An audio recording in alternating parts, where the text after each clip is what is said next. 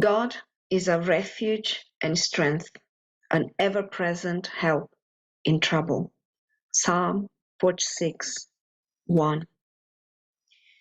This psalm reminds me of a saying by Oscar Wilde, and I quote, "It is what you read when you don't have to that determines what you will be when you can't help it." And I think that the same can be said about our trust in the Lord. The trust we have when we don't have to, when we don't need to, determines what we will be when we can't help it. In other words, how I feed my faith in God, what I read, listen to in my everyday life, will determine how I react in times of trouble. What I find most striking about this psalm, and in particular, and about the verses that come after, is that this is not a promise that we won't have trouble, or even that God will erase the trouble, or that He will even intervene. The promise is that He will be with us.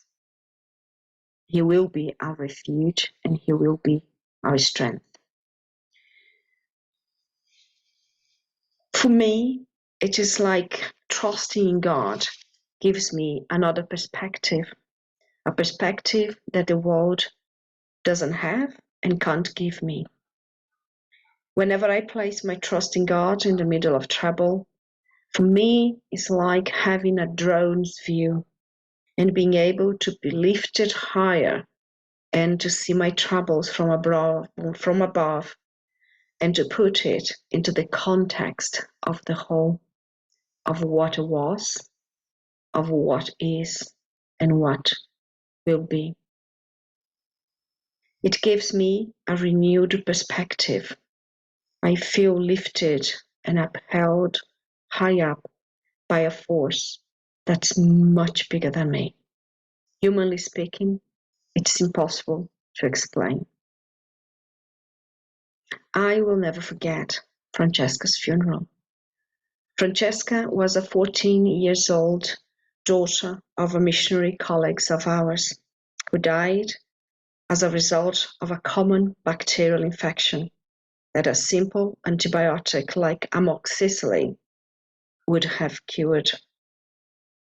Sadly, the emergency doctors at a Derby hospital failed to prescribe it to Francesca, and she died.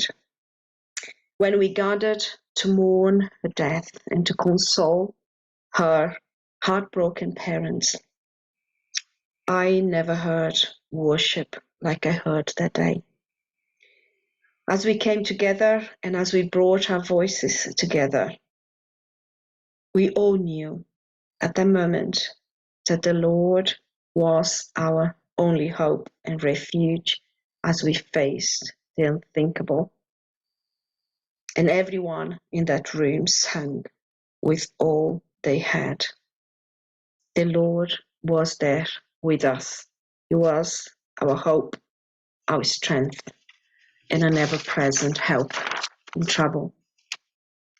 That's not to say that miracles don't happen. As we say in our house, sometimes heaven touches earth and miracles happen. Sometimes they are small, like a whisper. Other times they are big, like thunder.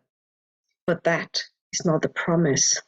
The promise is that even when the earth shakes and a 14-year-old dies of a common bacterial infection, the Lord will be with us. I confess that despite the everyday struggles and joys of life, I don't feel as if my trust in God is going through a particularly testing time. And I hope and pray it will stay this way.